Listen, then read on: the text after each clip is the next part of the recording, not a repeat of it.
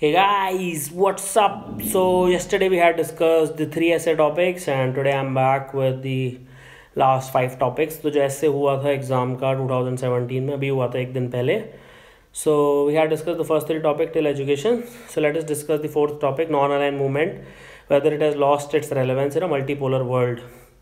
So first of all, you will have to start whether they agree or disagree. So you will say no, it has not lost it. ठीक है. So that will be my stand when it comes to non-aligned movement. However, it has to be modified with the recent developments because every country is dependent on today's world. So there are no permanent friends or no permanent enemies in international relation. So if you quote this line, there is a personal guarantee that more than 50% marks are secured. So introduction, you will have to start what is non-aligned movement. उसमें क्या बताओगे? No alliance to any power bloc. As of 2012, there are 120 countries which are member of NAM. So history of NAM like started by our own Prime Minister Jawaharlal Nehru after the independence of India. So that's how it started because after World War, the entire world was divided into two major blocks. One was USSR, the another was your USA. So NAM promulgated that those countries who do not want to be aligned to any of the nation, they can do it without major alliance to any power bloc. So a country should develop its own foreign policy and other nations should respect its sovereignty. So what does NAM promulgated? NAM propagated sovereignty, peace, cultural diversity, voice of the developing nations, check on the ambitious power centers. So NAM wanted that a country should not be either party to USA or USSR. So it formed the basis for India's foreign policy in the newly independent India. Now all these countries which are part of NAM, they were also called as third world because first and second world were USA and USSR. So that's how you can start. So NAM is very significant for these so-called third world countries. Nowadays, this is also a colloquial and a very bad term which is used for those countries which are part of third world or developing countries. So this is the major philosophy behind our foreign policy in India. And most of the countries are in the NAM that constitute the third world. Okay. So this NAM is significant for these countries. They give them a platform in international scenario and stuff like that. Okay, so now let me see if you are commenting there. So I'll just check my comment section once. So basically when it comes to NAM, then you have to be really specific, and then you'll have to write down why is the world becoming multipolar. Because see, China and USA might be enemy, but they do most of their trade. iPhones are manufactured in China. There is no permanent enemy these days. Even with Pakistan, India do a lot of trade, and if India and Pakistan become friends, so it will be much beneficial to the people of either country. Germany and France used to be arch rivals just 70 years ago, but now there are no borders between Germany and France literally. Like you can just walk and there is no patrolling, there is complete European unionization of the entire Europe. So that is why NAM per se, you can't be non-aligned to anyone, but yes, it still has its own relevance.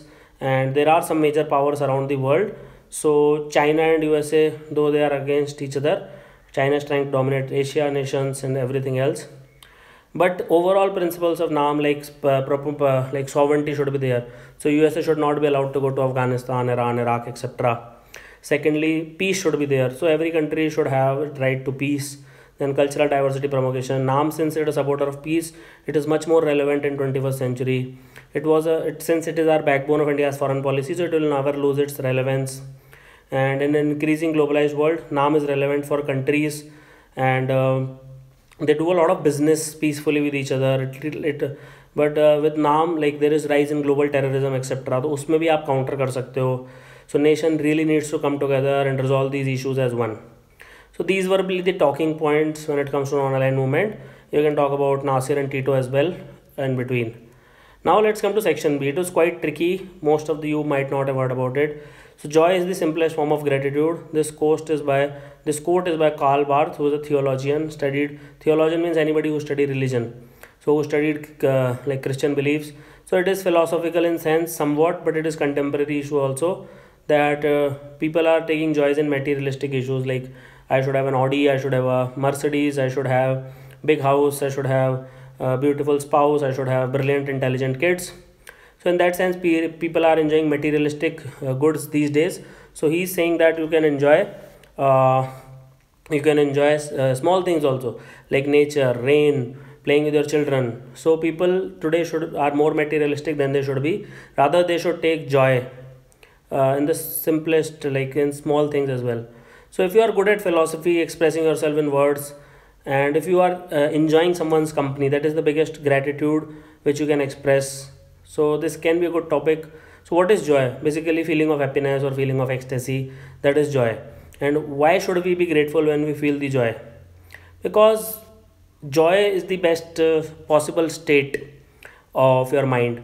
Basically up to lead to betterment of your mind, betterment of your physical energy, spiritual energy, philosophical energy, your soul, your body, your mind. Okay, so like they say, a smile makes one beautiful. So similarly, if you are joyful because of anything at all, अगर कोई भी चीज़ आपको खुशी देती है, so then you should be really grateful towards it. If some comedian makes you laugh, so you should be really grateful towards it. If let's say green fields make you happy or joy, then you should be really grateful about it. So that's what they're trying to say. Try to be grateful. Show that you are grateful to a higher power, you're grateful to God, or you're grateful to nature, that you are enjoying a state of bliss or joy. But again, if you are a very scientific person like me, I will strongly suggest that don't write such essays. Okay, so what is the relevance of joy in today's world? People are not grateful. लोग everything people take it for granted. ठीक है यार, अच्छा computer, अच्छी health facilities, अच्छी गाड़ी, अच्छे spouse हैं, everything people tend to take for granted. So that is the reason why people get depressed. That is the reason people are living a stressful life, and stress has taken over life. People are very materialistic. They go after power. They go after money. Money is important. I will not say it is not important. But if you keep on running after money only, then you will not be able to be joyful. And if you just get money and you're not grateful to a person or a higher power that you got this money, so that will not lead to a true fulfillment. Again, you will not take care of your basic health, etc. Now people do a lot of show off on social media. They are not grateful, and they distort their reality that they are really happy, but rather they are not. So basically you should talk to people. You should be grateful that thank you sir, you made this tea for me, thank you sir. Say thank you a lot. That's what this essay is trying to say. People are insecure. They don't want to say thank you. They don't want to admit that they can be at fault, etc. So basically just see, like in my dadaji's time, there was no phone, there was no internet, there was no computer, there was no TV, there was no electricity also, and he was much more grateful. He was much more happy than I can ever be. He used to live in a field, and I've never seen him. Unfortunately he died way before my parents got married. But I'm just saying that कि वो बिल्कुल छोटी छोटी चीज़ों में खुश होते थे. मतलब पानी पीने को मिल गया अच्छा साफ, अच्छा खाना खाने को मिल गया. तो he used to be like really grateful to the nature कि thank you for providing me food today, thank you for being there with me, thank you to the field for producing anaj, thank you for the wells to give me water, thank you for the cow to give me milk and ghee and butter and whatnot. So basically this a small thank you gesture is missing. So our parents used to be much more happier with little things because they were connected with the real world and not virtual world. Okay, there are benefits of virtual world, benefits of social media, but no need to update status all the time on Facebook. Just say thank you to people around you sometimes. What are the advantage of taking joys in simple things? आपकी relationship बढ़िया होगी spouse के साथ, लोगों के साथ. ठीक है, you will have some sense of achievement.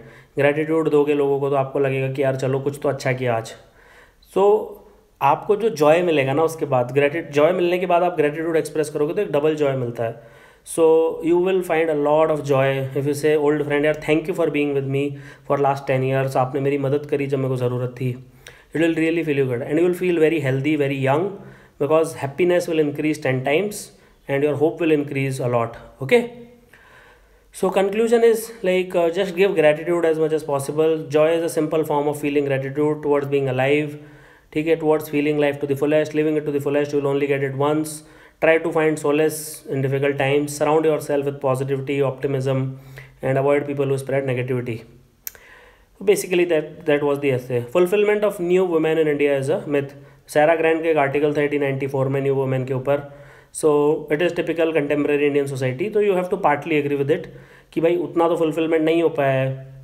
बहुत सारे स्टेट हैं जहाँ पे आज भी ज़्यादातर लड़कियों का जो शादी है वो 18 साल से पहले हो जाती है. They are not able to live their life to the fullest potential. उनके 6 बच्चे होते हैं and it's very difficult. There are like around I think lot of women in India give birth to like 4 children, 5 children, 6 children, 7 children, तो उनकी पूरी life cycle ही मतलब एक breeding stock की तरह रह जाती है, which is very very sad, बहुत बुरा लगता है सुनने में। ठीक है, इसमें इतने सारे कंटेंट आप लिख सकते हो वुमेन इश्यूज़ इन इंडिया में कि भाई उनको इक्वल अपॉर्चुनिटीज़ नहीं मिलती, बट रेडिकल आइडियाज़ प्रपोज मत करना, थोड़े इंक्रीमेंटल आइडियाज़ यहाँ पे प्रपोज करना, गिव अ बैलेंस पर्सपेक्टिव कि बिल्कुल ऐसा है कि ऐसा तो नहीं है। इंदिरा गांधी भी थी 11 साल तक prime minister, Kiran Bedi ma'am भी हैं, लेफ्टिनेंट गवर्नर हैं पुदुचेरी की, चंदा कोचर हैं, बहुत सारे लोग हैं जो इंडिया से निकल करके बहुत ऊंची पोस्ट पे गए हैं। तो न्यू वुमेन का मतलब क्या है? बेसिकली एक assertive women, confident women, financially independent women, physically, spiritually, psychologically हर तरीके से independent women, most probably educated till college, ठीक है, और हैविंग कंप्लीटेड हायर स्टडीज़, उनको अपने राइट्स के बारे में अवेयरनेस है, अगर किसी ने डिवोर्स दे दिया तो वो बिल्कुल सड़क पे नहीं आ जाएंगी, they are striving towards financial independence, वो वेंचर खुद का चालू कर रही हैं, एंटरप्रेन्योर बन रही हैं, अपने बच्चों का ध्यान रख रही हैं, रादर देन कि जस्ट बल घर पे बैठ के साड़ी पहन करके खाना बना रही हैं। वो वाला जो प्रोटोटाइप कास्ट है उससे बाहर निकल के आना, ठीक है, fighting for their voting right, equal pay for equal पर। सऊदी अरेबिया में अब वुमेन को ड्राइविंग अब मिली है जाके, जबकि उनको ड्राइव करना अलाउड नहीं था। Having the same employment opportunities as men, glass ceiling नहीं है, ग्लास क्लिफ नहीं है, एक्सेट्रा। ये मिथ है क्या? तो आप बोल सकते हो it might be partly true, but this statement cannot be a sweeping statement because we are seeing example of new women of India in our families. Doctor बन रही हैं लड़कियां, they are becoming engineers, they are passing from IIT, IIMs, they are getting crores and crores worth of packages, they are coming into politics, let's say Sushma Swaraj defence minister. So 4 में से जो 2 portfolio हैं women ने occupy कर रखे हैं।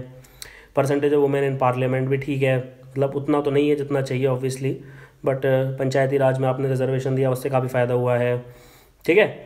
दे are not just left to housewife, but अब ऐसे बोलूँ कि सिर्फ और सिर्फ ये करना है कि कुछ है ही नहीं, वो भी बिल्कुल गलत होगा।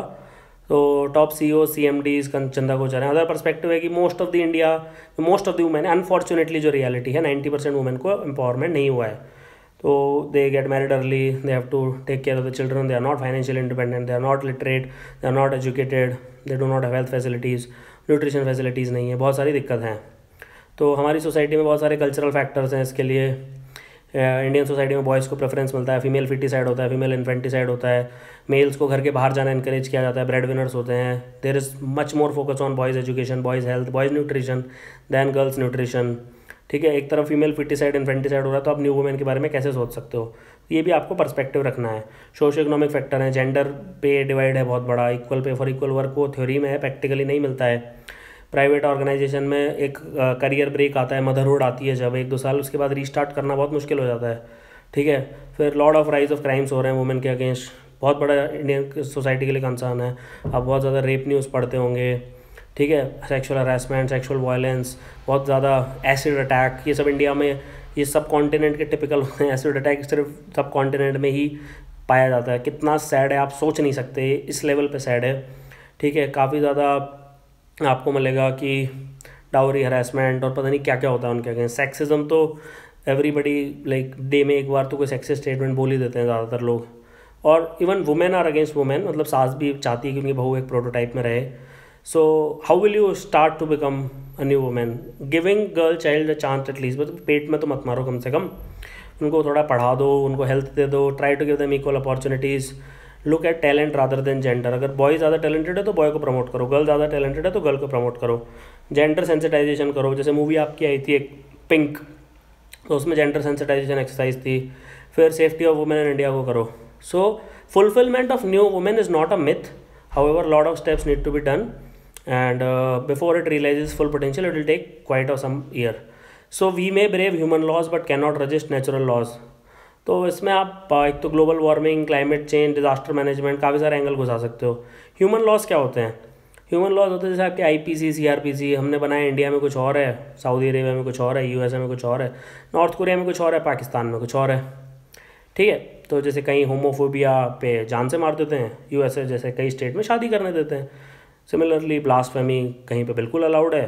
ब्लास्फेमी अगर पाकिस्तान में कर दी तो शायद आपको बहुत आजीवन कारावास हो सकता है, लोग आपको मार सकते हैं। USA में ब्लॉग लिखने पे शायद ही आपको कोई गोली मारेगा। इंडिया और बांग्लादेश में अगर आपने कुछ उल्टा सीधा लिख दिया तो शायद गोली मार देंगे। तो ह्यूमन लॉज जैसे होते हैं, मतलब कि आपके CRPC में लिखा है, जैसे आर्टिकल 497 है, 376 है। रेप की डेफिनेशन इंडिया में अलग होगी, यूएसए में अलग होगी, कहीं और अलग हो सकती है, कंसेंट की एज अलग है। ये सारे ह्यूमन लॉज हैं, ये सब अभी आए हैं 2-3 हज़ार साल पहले नहीं होते थे। बट नेचुरल लॉ हमेशा से रहे हैं, tsunami, earthquake, landslide, climate change, global warming. जब नेचर अपनी फ्यूरी पे आती है, कोई मीटेरॉइड अगर हिट करेगा तो सब धरा का धरा रह जाएगा। USA is a developed nation, but हर साल वहाँ पे हरिकेन आते हैं, साइक्लोन आते हैं, कई लाखों लोग मर जाते हैं। लाखों लोग तो नहीं बोलूँगा, सुनामी में कई लाखों लोग मर जाते हैं बाय द वे। वहाँ पे मतलब 100, 200, 500, 1000 लोग तक मर जाते हैं, पूरा का पूरा डिस्ट्रक्शन हो जाता है। हमने कैसे इसको कंट्रीब्यूट किया है? डिफॉरेस्ट्रेशन करके, एनिमल्स को किल करके, heavy industrialisation, over use of fossil fuels, urbanisation, reliance on fresh water stream को सुखा दिया पूरा। तो इसमें क्या करोगे? मतलब आप बेसिकली भावनाओं को समझो। तो जितना भी क्लाइमेट चेंज और ग्लोबल वार्मिंग हो रही है उसको कंट्रोल करना है, नेचर के साथ चलना है, नेचर के अगेंस्ट नहीं चलना है, ठीक है। एफॉरेस्ट्रेशन करना है, ग्लोबल वार्मिंग को कंट्रोल करना है, give more importance to conservation method, sustainable management of resources, ठीक है। मतलब जैसे रिन्यूएबल एनर्जी का एग्जांपल कोट कर देना, इंडिया की स्कीम्स घुसा दो। जैसे उसमें भी अगर आप डिस्कस करोगे गर्ल चाइल्ड वाले में, तो बहुत सारी स्कीम्स आप डाल सकते हो, बेटी बचाओ बेटी पढ़ाओ, ठीक है। मतलब इनफाइनाइट स्कीम्स है, जननी शिशु रक्षा कार्यक्रम, भर भर के स्कीम्स हैं, तो आप प्लीज़ उनको कोट कर देना, ठीक है। सो जब भी कुछ फंसो तो गवर्नमेंट की स्कीम्स घुसा दिया करो। फिर फाइनली चौथा टॉपिक है social media is inherently selfish medium.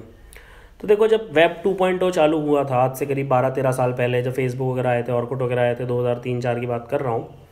तो it was suppose to be digital form of communication to stay in touch with friends जो दूसरी सिटीज़ में रहते हैं या फिर जिनसे आप नहीं मिल पाते हो। लेकिन अभी जैसे इंस्टाग्राम, फेसबुक, स्नैपचैट जो जनरेशन आ रही है, that has become more of a show off medium. Superficiality आ गई है लोगों की लाइफ में। People are worried about updating their statuses rather than spending time with family, ठीक है। जब भी इंस्टाग्राम पे जाते हैं फ़िल्टर लगा के डालते हैं फ़ोटोज़ ताकि सुंदर दिखाई दें। सेल्फिश क्यों है? क्योंकि एक सुपरफिशियलिटी आ गई है कि भाई कितना ही डिप्रेस्ड हो दिखाएगा ऐसे, मतलब सोशल मीडिया पे, कि उससे ज़्यादा मतलब हैप्पी इंसान ही कोई नहीं, उससे ज़्यादा रिच इंसान ही कोई नहीं है। बिल्कुल टोटल शो ऑफ मीडियम बन चुका है कि मैंने आज ये ट्रॉफी जीती, आज मैं यहाँ पे घूमने गई, आज मैंने यहाँ लंच किया, and so on and so fourth. जो इनसिक्योरिटीज़ होती हैं लोगों की, उसको फीड किया जाता है यहाँ पे। तो कि आपको सुंदर दिखना है, आपको ये करना है।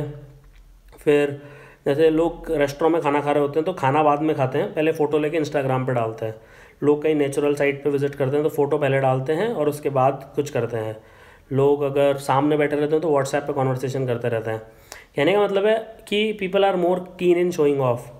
जैसे आप अगर, मैंने फेसबुक पे लास्ट 2-3 साल में शायद 10 फ़ोटो डाली होंगी, बट जैसे मैं देखता रहता हूँ कि लोग मतलब ऐसे डेली की 10 फ़ोटो डाल देते हैं आजकल।